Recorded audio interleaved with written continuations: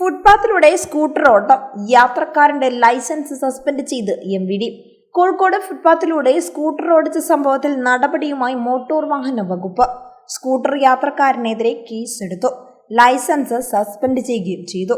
റോഡിലെ ഗതാഗത കുരുക്ക് മറികടക്കാൻ നടപ്പാതയിലൂടെ സ്കൂട്ടർ ഓടിച്ചെത്തിയ ആളെ വയോധിക തടയുന്ന വീഡിയോ വൈറലായിരുന്നു. കോഴിക്കോട് നഗരത്തിലെ എരഞ്ഞിപ്പാലം ട്രാഫിക് സിഗ്നലിന് സമീപമാണ് സംഭവം നടന്നത്. നിയമലംഘനം നടത്തുന്ന ഇരുചക്ര വാഹന യാത്രക്കാരനെ വയോധിക ധീരമായി നേരിടുന്ന ദൃശ്യങ്ങളാണ് സോഷ്യൽ മീഡിയയിൽ വൈറലായത്. കോഴിക്കോട് എരഞ്ഞിപ്പാലം സ്വദേശി പ്രഭാവതിയാണ് നിയമലംഘനം നടത്തിയ ആളെ തടഞ്ഞു നിർത്തിയത്. വീഡിയോ വൈറലായതിനു പിന്നാലെ പ്രഭാവതിയെ അഭിനന്ദിച്ച് നിരവധി പേരാണ് രംഗത്തെത്തിയത്. പ്രഭാവതിയെ ഗതാഗത മന്ത്രി KB ഗണേഷ് കുമാറും അഭിനന്ദിച്ചിരുന്നു. തെറ്റിനോട് പ്രതികരിച്ച പ്രഭാവതിയുടെ രീതി ബഹുമാനിക്കുന്നു എന്നായിരുന്നു മന്ത്രി ഫേസ്ബുക്കിൽ കുറിച്ചത്. എരഞ്ഞിപ്പാലം സിഗ്നലിന് സമീപം റോഡിൽ തിരക്കുള്ള സമയത്താണ് നിരവധി ഇരുചക്ര വാഹനങ്ങൾ ഫുട്പാത്തിലൂടെ ഓടിച്ചു പോയത്.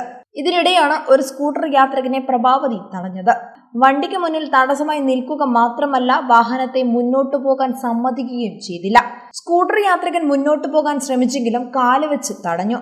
മൊബൈലിൽ ദൃശ്യങ്ങൾ പകർത്തുമെന്ന് മുന്നറിയിപ്പ് നൽകുകയും പ്രഭാവതി സ്കൂട്ടർ യാത്രികനെ റോഡിലേക്ക് തന്നെ തിരിച്ചിറക്കുകയുമായിരുന്നു.